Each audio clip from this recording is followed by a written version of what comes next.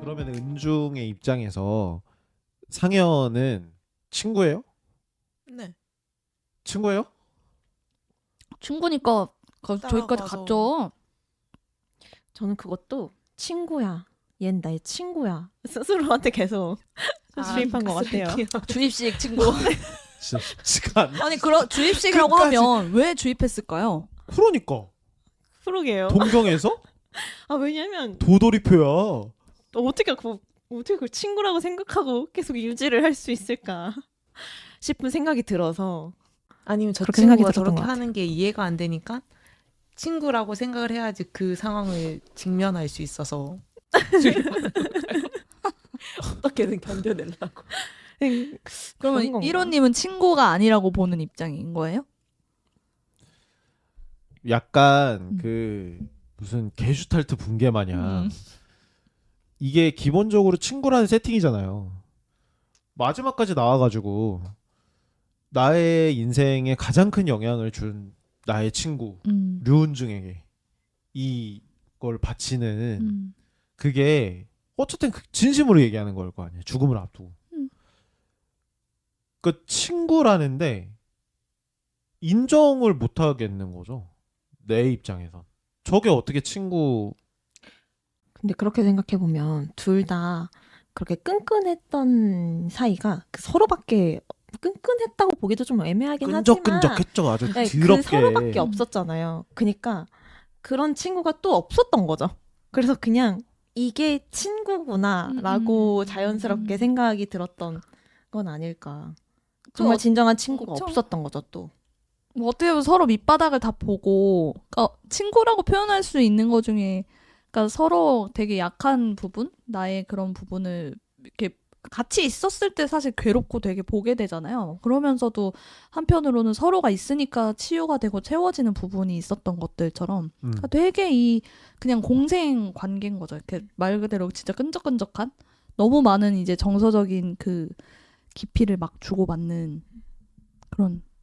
뭔가 이게 뭐가 관계죠. 잘못된 건지도 잘 몰랐던. 그런 아니 거 근데 아니에요? 보통 친구라는 관계가 음.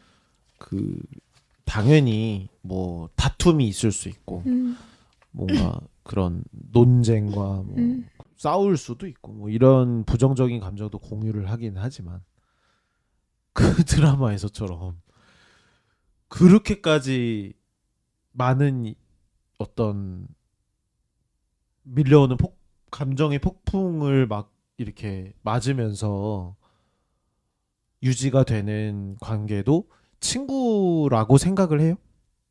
하세요들? 궁금해서. 아, 이 장면이 아니라 나한테 네, 어쨌든 요런 관계가 있다라고 하면 그거를 친구라고 이야기를 하고 인정을 하느냐. 저한테는 친구라고 생각이 들진 않을 것 같아요. 근데 그 둘한테는 그 정상의 표본이 없었어가지고 진짜 친구?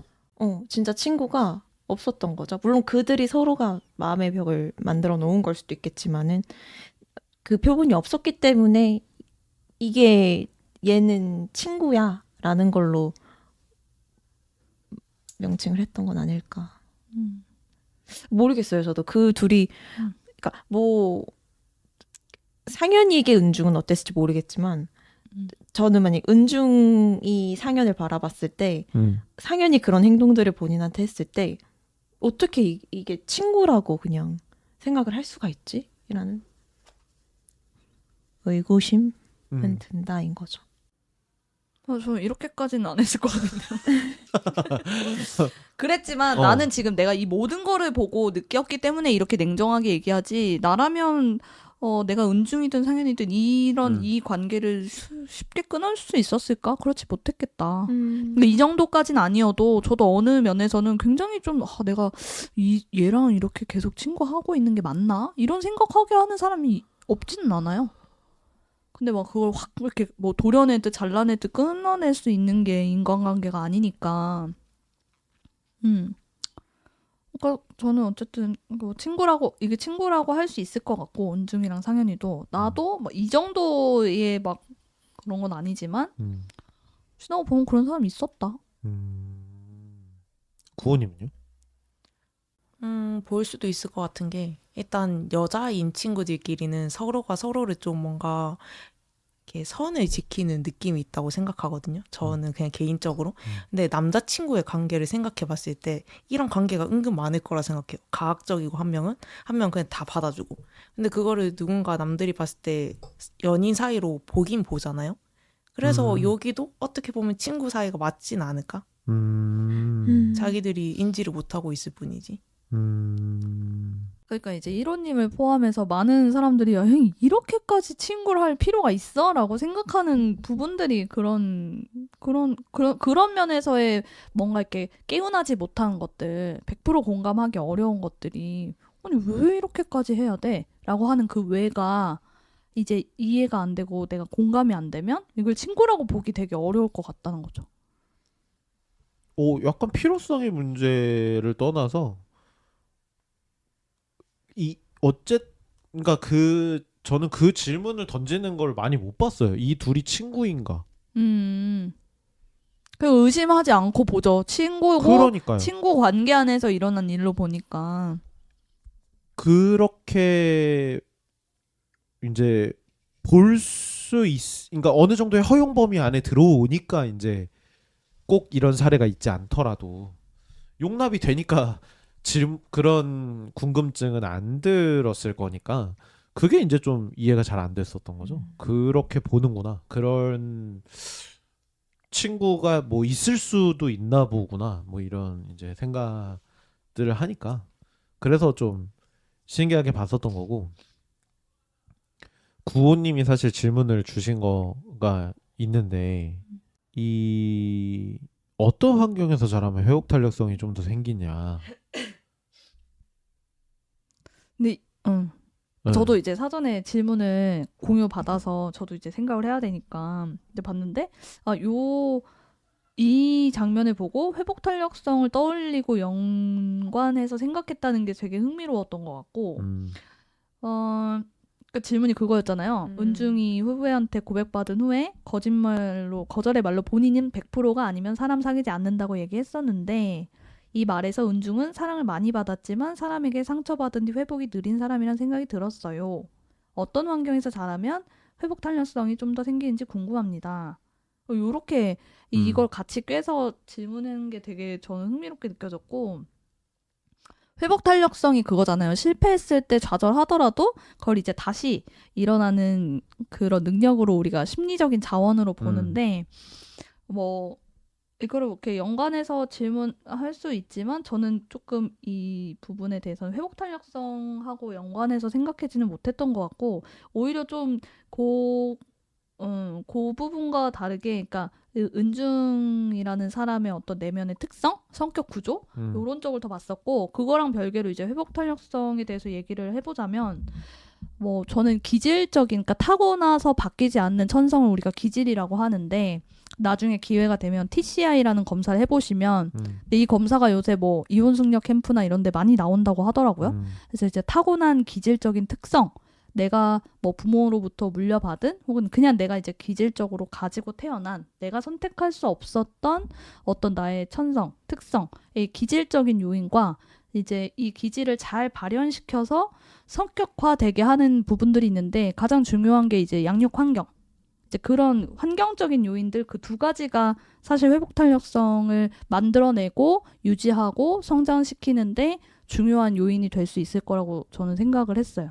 그래서 보통 이제 기질 검사를 해보면 날 때부터 그냥 인내력이 높은 기질들이 있어요. 그래서 고난이나 위험이나 어려움이 있을 때도 쉽게 포기하지 않고 포기하더라도 그걸 이렇게 지속해서 이렇게 끌고 가는 힘이 있는 사람들을 우리가 인내력이 높은 사람들이라고 보는데 어떻게 보면 그런 기질적인 특성을 가진 사람들 그리고 뭐 이제 가장 크게는 사실 부모하고 자녀 간의 안정적인 애착 정서적인 유대감 이게 굉장히 안정적이라는 게 무한정 좋은 걸 다 해주는 부모가 좋은 부모가 아니라 적당한 시기에는 좌절도 시킬 줄 알고 이 사람이 스스로 뭔가 문제를 대처하고 해결할 수 있는 능력을 주는 사람을 훨씬 더 좋은 부모라고 보거든요. 심리학적으로는. 그냥 막 다 퍼주고 해주고 책임져주는 부모는 오히려 자녀를 굉장히 의존적인 잘 발달하지 못하는 사람으로 만들기 때문에 그래서 이런 적절한 좌절과 공급과 또 이런 정서적인 일관되게 꾸준하게 안정감을 주는 그런 애착 관계가 또 회복 탄력성에 영향을 줄 수 있을 것 같고 또 하나는 실수나 실패를 해도 비난하지 않는 환경? 분위기. 그래야 이제 딛고 이거 실수해도 괜찮고 다시 다른 방법으로 해보면 되는구나라는 유연한 사고가 생기지. 만약 굉장히 부모가 엄격해서 성과주의적이라서 너 이거 반드시 뭐 이렇게 해야 돼. 이거 틀린 거야. 이거 안 되는 거야라고 하면 굉장히 스스로 도전할 수 있는 기회가 제한되잖아요. 그러면 사람은 뭔가 내가 잘 해볼 수 있겠다라고 생각하기보다 할 수 있는 것만 해야지라고 생각하기 때문에 뭐 이런 환경들, 그런 양육 분위기가 또 중요할 것 같고 또 뭔가 이제 어떤 일을 할 때 그 일이 가지는 의미라고 해야 될까? 뭐 예를 들어서 뭐 힘들거나 어려운 일이 있을 때 내가 망했어. 뭐 예를 들어 우리 부모님이 망했어라고 생각하는 사람이 있고 예를 들어 집이 경제가 어려워졌다고 하면 부모님이 좀 지금 어렵네. 그럼 내가 아르바이트를 해볼까? 라고 하면서 이제 자기가 또 생업 전선에 같이 뛰어들게 되는 사람이 있는데 요런 의미를 찾아가는 거죠. 망해서 아무것도 못하고 비난만 하는 사람과 망했으니까 그럼 내가 조금 더 여기에 같이 경제 인고가 돼서 우리 가정이 다시 회복되고 좀 잘 살 수 있게 의미를 가져가는 사람은 이 문제를 대처하는 방식이 좀 다르잖아요. 훨씬 더 후자가 유연하게 느껴지잖아요. 힘은 들 수 있지만. 그러니까 이런 것들이 복합적으로 지속적으로 이 사람들한테 공급이 되어지면 회복 탄력성도 좋아지거나 혹은 더 이제 발달될 수 있다라고 생각합니다. 그러면은 이거는 약간 어떻게 보면은 이 나이가 들은 어떤 성인이어도 그런 환경과 그런 이게 계속 좀 주어지면 길러질 수 있는 그런 걸로 보나요? 뭐 어렵겠지만 가능하지 않을까요?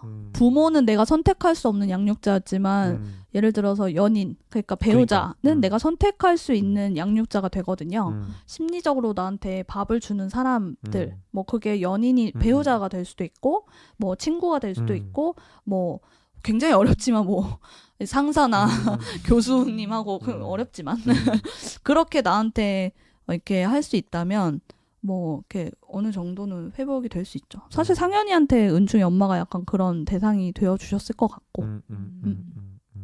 그래서 물론 이제 기질적인 것과 환경적인 요인의 콜라보레이션이 필요하지만 이제 회복 탄력성을 한때 이게 되게 붐이었던 적이 있어요. 회복 탄력성을 이제 이거는 번역된 말이고 이 영어 단어가 있는데 그게 붐이 돼서 우리도 막 회복 탄력성을 키워야 합니다.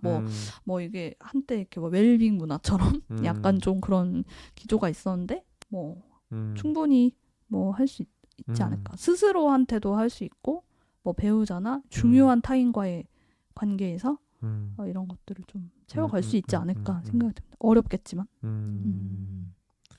부모 얘기를 했으니까 상현이 엄마는 그러면 왜라고 하면은 우리가 알 수가 없고 그래도 왜 그랬을까 하는 그런 거. 어떤 마음이었을까? 이해가 잘 안 되긴 하잖아요. 상현이 엄마도 이해가 안 되죠. 뭐가 좀 이해 안 되셨어요? 그 상현이 엄마가 그 조금 어떤 사람이구나를 비춰주는 장면이 초반에 그 은중이가 그거 아빠 없는 사람 요거 손들고 일부러 은중이한테 도와달라고 해서 따로 어디 불러요. 그래서 창고 같은 데에서 그래서 아빠가 나도 없었는데 너는 언제부터 없었니? 그리고 뭐 이 아빠가 없는 마음을 은중이가 뭐 어떤 걸로 채워 나가느냐가 중요한 거야라는 굉장히 우리가 주변에서 볼 수 없는 너무 이상하다 너무 했지. 이상적인 어떤 그런 학교의 공감 능력을 초등학교의 선생님 음. 상을 보여줘요. 음. 그러고서 상현이한테는 이제 그런 모습 없지. 전혀 그 시험을 이제 보고 왔을 때도 이제 마치 그렇게 얘기를 하죠. 너네가 공부를 잘할 수 있는 환경이 주어진 것에 감사해야 이런 뉘앙스로 맞아. 그래서 잘하는 거 당연한 거다 당연한 이랬던 것 거야. 같아. 너네는 그런 환경이 주어졌으니까 응, 응. 라고 이야기를 하는데 어, 이게 보통은 반대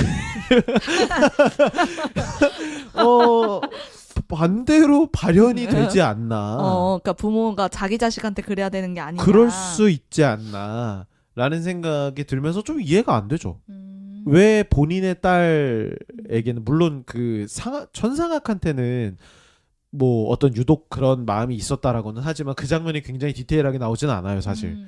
근데 상현이한테는 어쨌든 그런 특유의 장면들이 이제 나온단 말이죠. 왜 그랬냐는 거죠.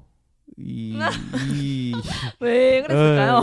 이 무슨 훈육 방식인지도 모르겠고 그냥 본인도 엄마가 처음이고 자기는 이제 어렸을 때 이제 그 은중이를 보면서 본인의 어렸을 때 모습들이 떠오르면서 뭔가 이런 것들을 좀 해주고 싶었던 그것도 약간 우월감. 우월감 모든 게 그게 아니라고요. 우월감 때문이라는 것보다는 농담이에요. 네. 뭐 선생님이기도 하고 자기의 모습이 좀 생각나는 것도 있고 하니까 좀 뭔가 이렇게 이걸 해주고 뭔가 좀 이렇게 힘을 주고 싶었던 마음이었지 않을까. 적절한 감정이입에 하면서. 의한. 근데 모르겠어요. 엄마의 마음이라는 게 이게 참 엄마마다 또 다르기 때문에 잘 모르겠지만 그에 비해서 사실 상현의 집은 워낙에 좀 괜찮은 환경이었다고 엄마 스스로는 생각을 했겠죠. 본인 대비해서. 그러니까 너네는 지금 이런 상황인데 왜 못해? 이렇게 된 걸 수도 있지 않을까. 근데 사실 엄마라는 또 이제 엄마마다 또 다르기 때문에 함부로 말은 못하겠지만 또 엄마가 또 어떻게 그럴 수 있을까라는 생각이 들기도 하고 하네요. 약간 보면 이제 그 부모 자식 간의 사랑의 짝대기가 조금 서로 비껴갔다. 은중과 서로 막 그 장대기들이 지금 너무너무 그래서 저기 하다는 생각이 들었죠. 엄마가 왜 그랬을까?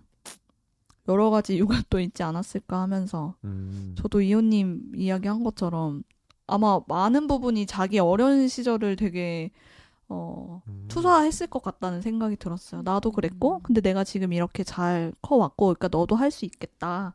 이렇게 용기를 주고 싶었던 어떻게 보면 그 어린 시절에 자기 자신이 듣고 싶었던 말을 은중이한테 해줬을 것 같다라는 그런 과정들이 사실 나를 다시 좀 치유하는 과정이거든요. 그 상담을 할 때도 중요한 거는 왜 그 시절에 어떤 일이 있었고 그토록 마음 아팠던 그 순간들이 왜 지금까지도 지금 이미 일어난 일이어서 나한테 영향력이 없을 것 같은데 그게 왜 그렇게 마음이 아프냐고 물어봤을 때 사실은 그때 어떤 말 한마디 그러니까 듣고 싶었던 말 한마디 원했던 거 이런 욕구가 좌절됐던 경험은 그게 뭐 부모한테 맞은 거든 뭐 남편이 바람을 피는 거든 뭐든 간에 그 사건과 상황보다도 어떤 이 사람의 핵심 그런 감정을 확 건드리는 부분이라서 그래서 뭔가 이제 그 심리적으로 밥을 준다는 것들이 듣고 싶었던 말 내가 그때로 돌아간다면 내 자신에게 무슨 말을 해줄 것 같은지 뭐 이혼 숙녀 캠프도 보면 뭐 이렇게 앉혀놓고 부모님 역할극 하면서 하잖아요. 그러니까 그때 이제 그 힘을 이제 키워주는 거야. 그때는 말 못하고 당했던 거를 다시 이제 성인이 된 나는 이 말을 할 수 있어라고 하면 나를 어떻게 보호하고 싶은지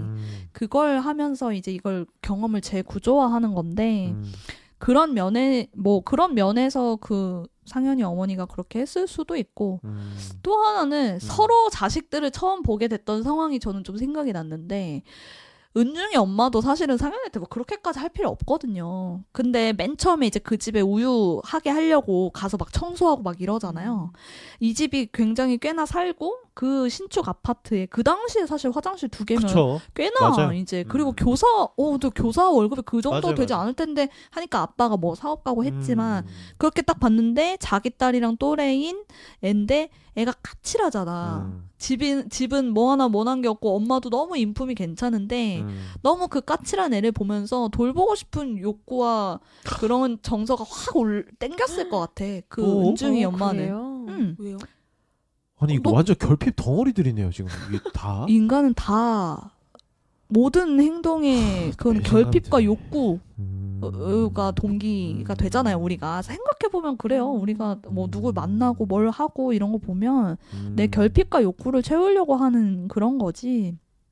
여튼 뭐 그건 여러 가지 왜요라고 했는데 여러 가지 이유가 또 있죠. 은중이 엄마가 은중이처럼 그런 뭔가 이렇게 남을 돌보고 막 이렇게 챙기고 이런 거에 아마 많은 부분 은중이는 엄마의 그런 기질 닮았을 거라고 닮았겠죠. 생각이 들었고 그리고 아유 참 얼마나 그냥 그 모성적인 부분도 있겠죠. 애가 너무 예쁘게 생기고 막 공부도 잘하고 우리 딸한테 들었을 때는 뭐 하나 빠진 게 없는데 아 보아하니 엄마 사랑을 지금 많이 못 받고 있는 것 같아서 나라도 내가 친엄마는 아니지만 얘가 어디 마음 뉘일 때가 있겠냐 이런 마음으로 했을 수도 있고 상현이 엄마는 뭐 알았잖아요.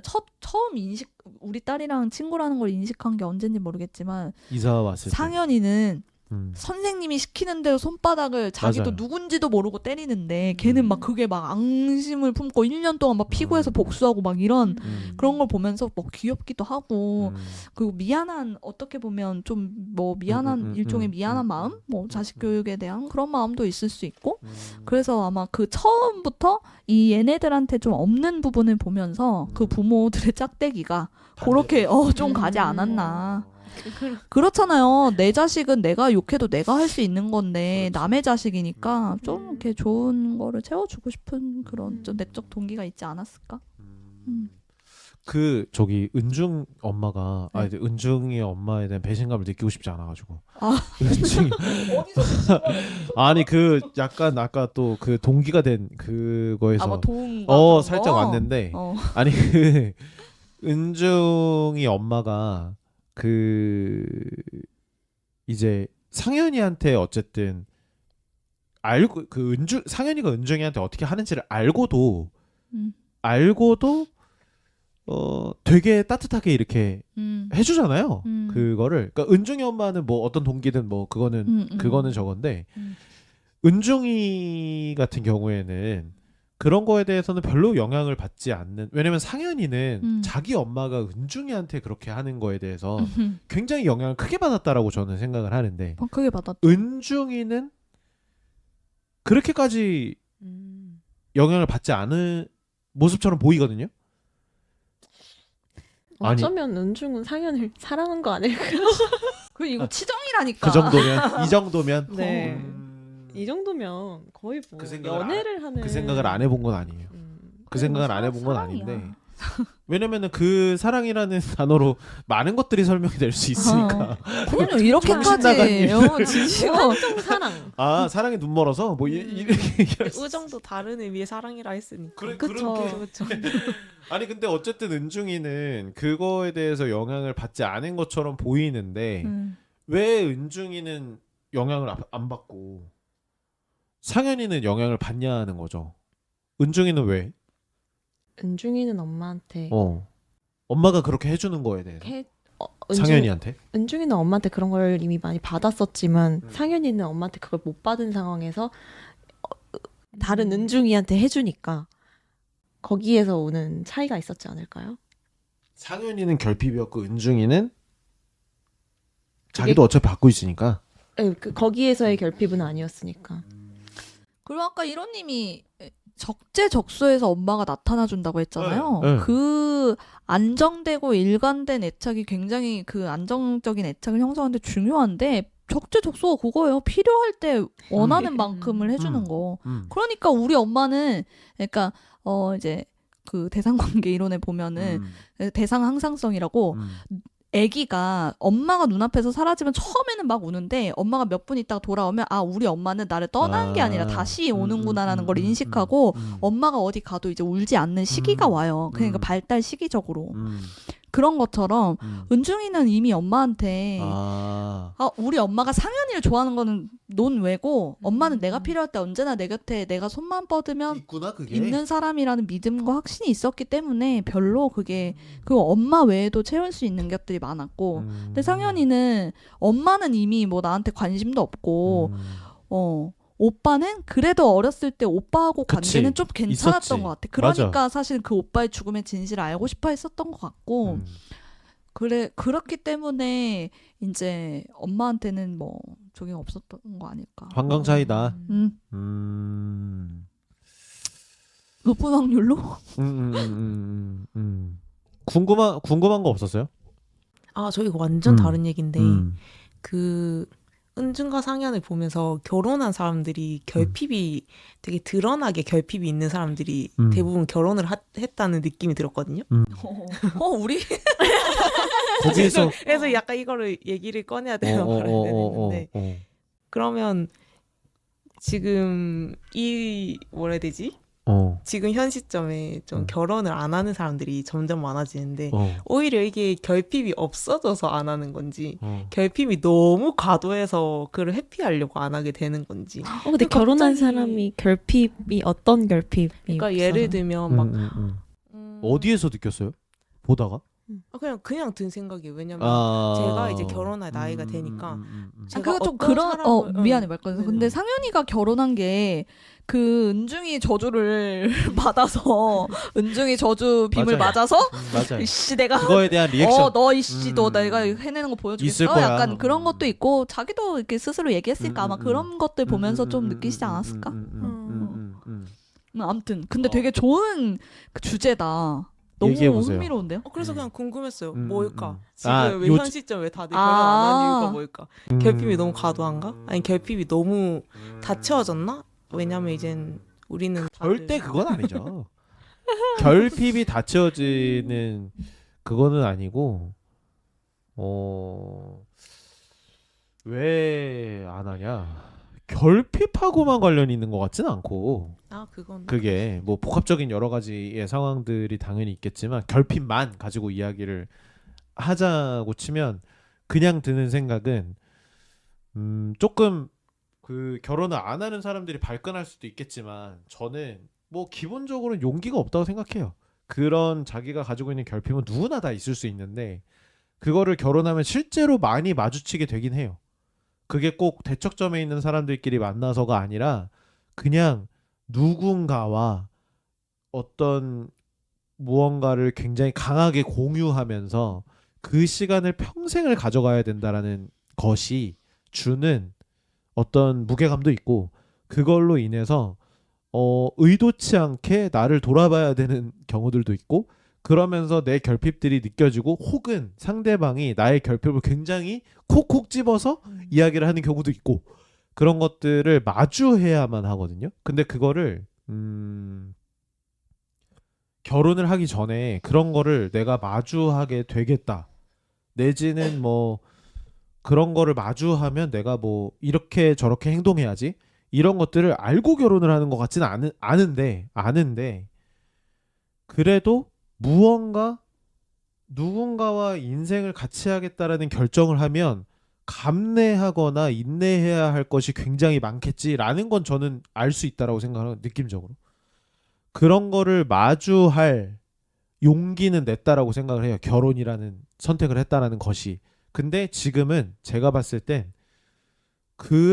그렇게까지 굳이 그렇게까지 감내하고 인내하면서 내가 누군가와 함께 라는 어떤 그거를 굳이 용기라고 표현하자면 그럴 용기가 별로 없다. 그러고 그런 용기를 부리고 싶지 않다. 라는 어떤 마음에서 누군가와 결혼을 한다라는 거를 이제 선택과 결정을 할 수 있는 시대가 됐으니까 안 하는 쪽을 이제 선택을 하는 것이 아닌가라는 생각이 들어요. 저는 결혼을 한 입장에서.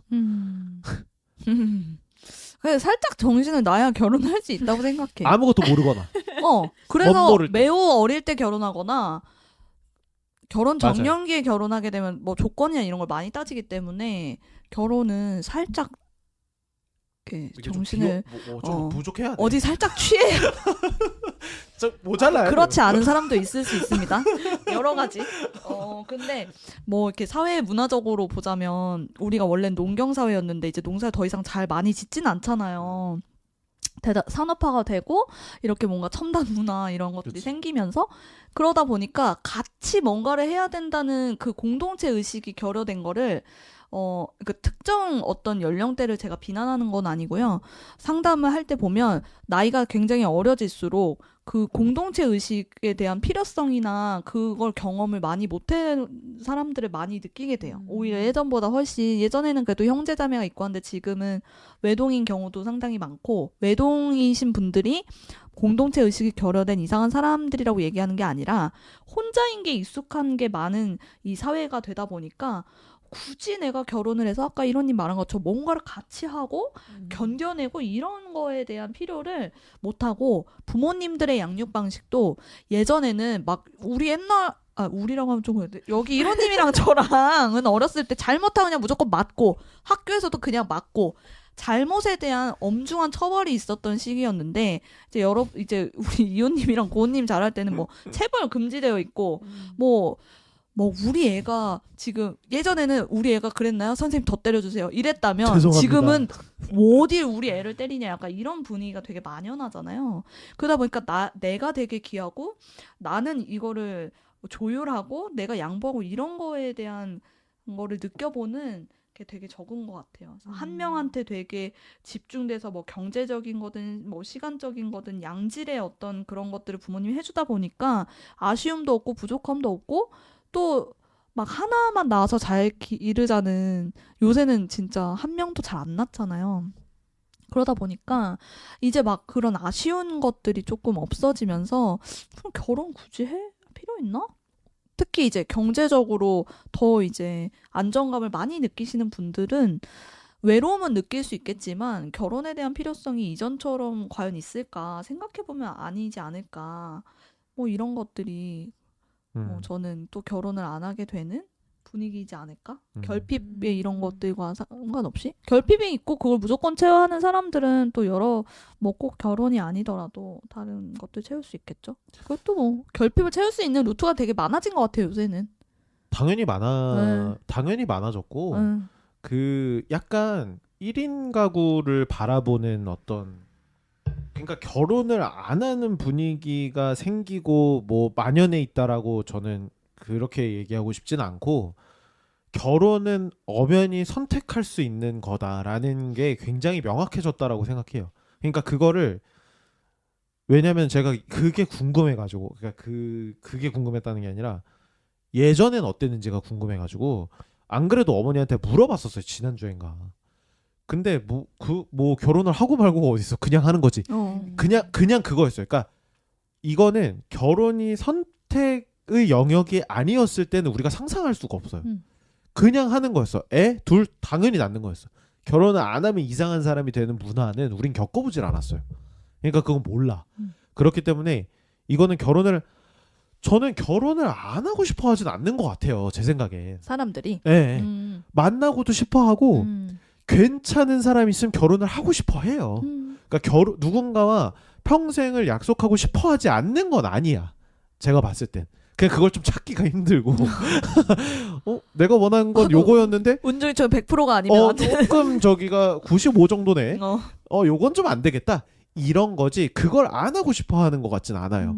근데 이게 선택과 결정이라는 게 너무 클리어하게 머릿속에 들어와 있다 보니까 오히려 이게 그래서 이건 또 되게 사회문화적인 어떤 그런 얘기지만 이 1인 가구가 많아짐에 따른 그러니까 그 결혼이 선택과 결정이 되었으니 그거에 따른 어떤 그 국민들의 의식이 혹은 생활 패턴이 그렇게 가고 있으면 그거를 뭔가 뒷받침해주고 그 환경에서 잘 살 수 있을 만한 어떤 프로세스나 시스템이 굉장히 착착 잘 맞아떨어지게끔 되면 전 결혼이 더 수월해질 거라고 생각을 해요.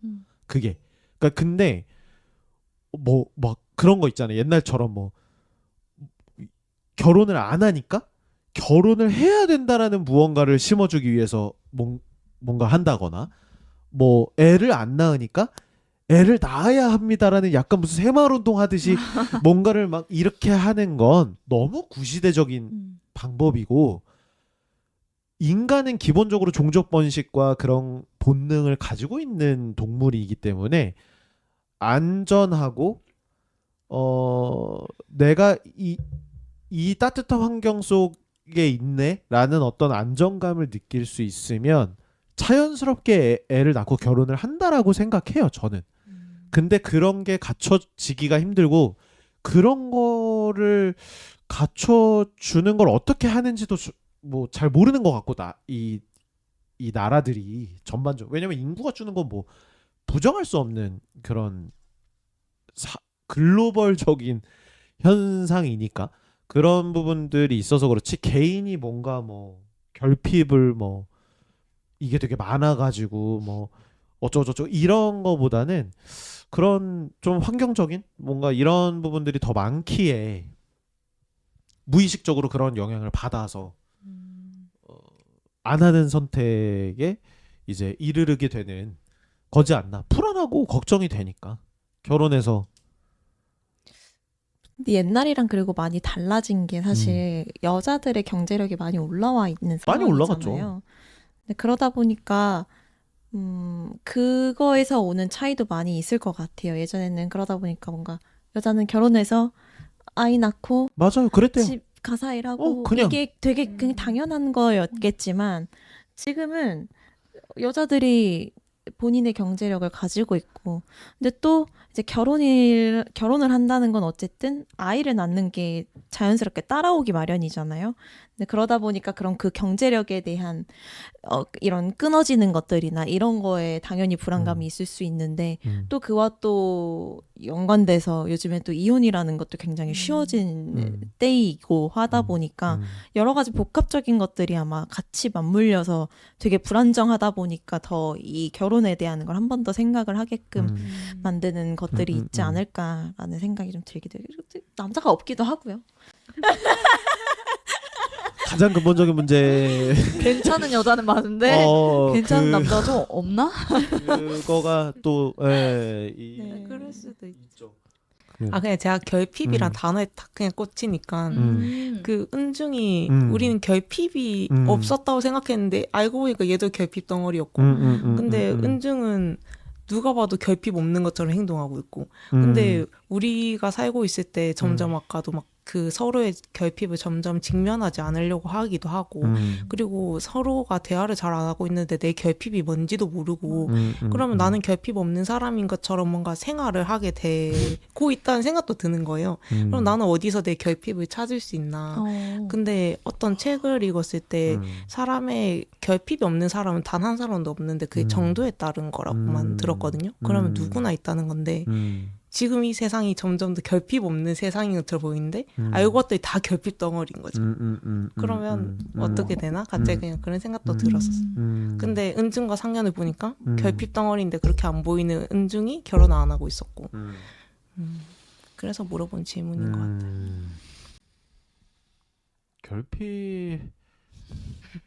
결핍을 아는 어떻게 알지? 주제로 또 한 3박 4일. 그거는 진짜 어려운 얘기라서. 그래서 이 관계가 유지가 됐다고 생각이 들어요. 채워줬나 보지. 서로의 결핍이 뭔지를 보여주게 되고 서로의 알게 돼서. 알게 되니까. 그러니까 막 우리가 그런 길티 플레저 같은 거지. 너무 이거 살쪄서 먹으면 안 되는 거 알지만 너무 맛있어. 진짜 충격적이다. 그래서 치정 심리 스릴러라니까 이거가. 그런 느낌이구나. 근데 확실히 저는 진짜로 은중은 거의 지금 배신감이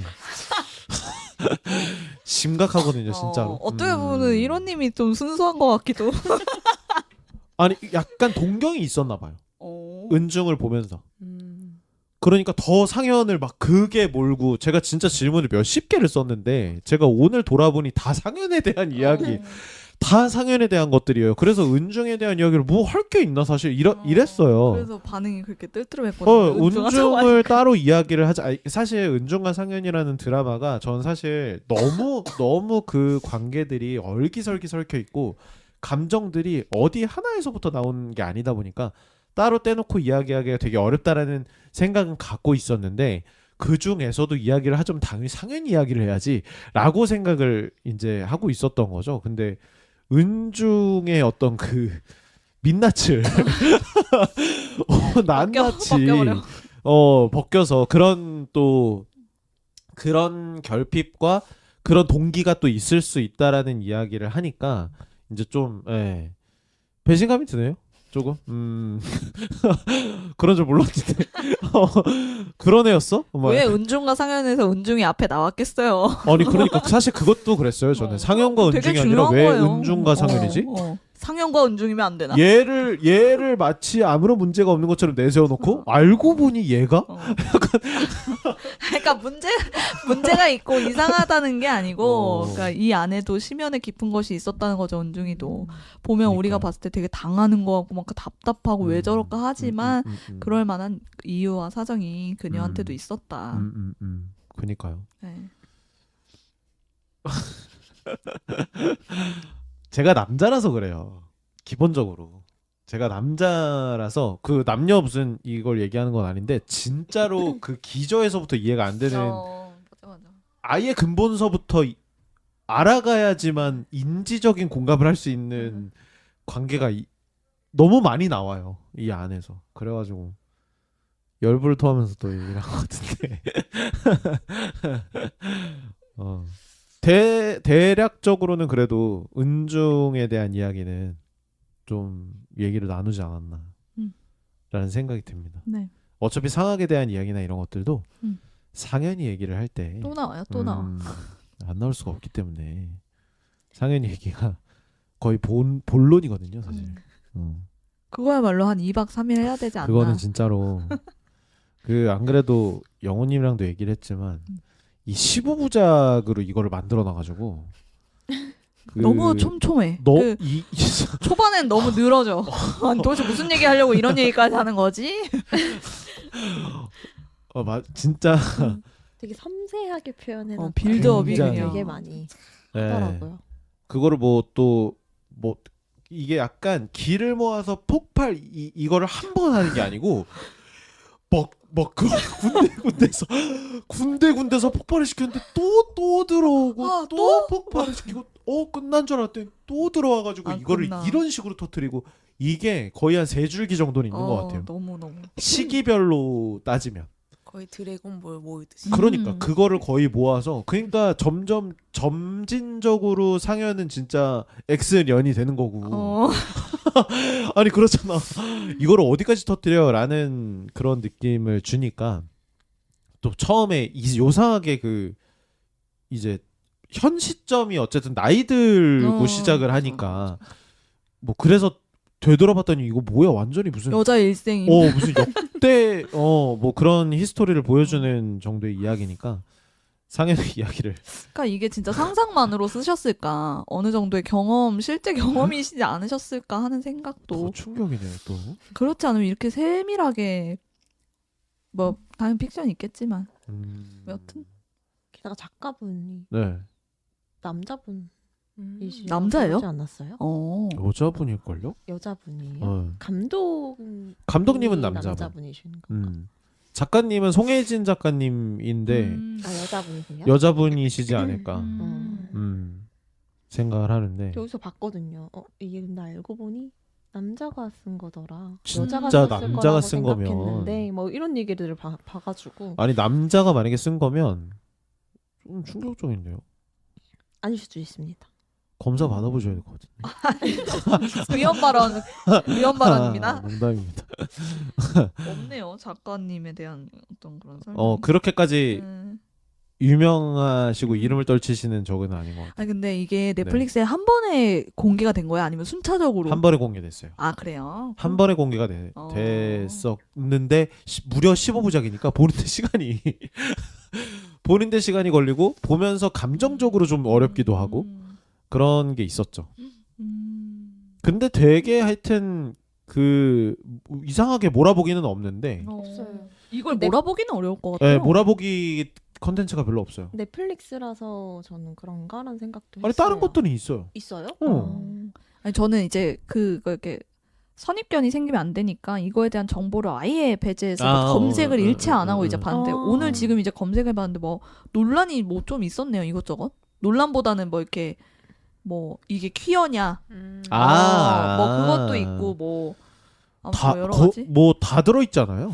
그런 뭐 인생사 인간 군상과 인생사 뭐 인류학 보고서 한 편 봤다. 뭐 다 들어가 있으니까. 뭐 그런 거죠. 리뷰가 되게 많아요. 다. 리뷰와 해석이 많아요. 네. 왜냐면 이게 보지는 해석할 수 있는 않았지만. 가능성이 그러니까. 진짜 되게 많으니까. 그게 너무 많으니까. 오. 이 세상의 모든 은중과 상현들이 그렇죠. 튀어나와가지고 내 안에 있는 내 안에 은중과 있는 상현이죠. 그 공감이 되는 쪽으로다가 물론 우리도 제가 생각하는 어떤 그 이 나눠서 이야기를 하는 거는 한 3번 정도를 생각을 했는데 네 번. 은중에 대한 이야기를 하고 네. 상현에 사실 아까 영호님이랑도 얘기를 했는데 네. 그 이야기를 했어요. 상담사 맞아. 분들을 그냥 모시고 모아놓고 어떤 이제 어떤 얘기들이 나올까? 정신병리가 있나? 저는 그게 너무 궁금한 거예요. 그 사이에서 그냥 얘기를 들어보고 싶은 거지. 해석은 내가 알아서 할 테니.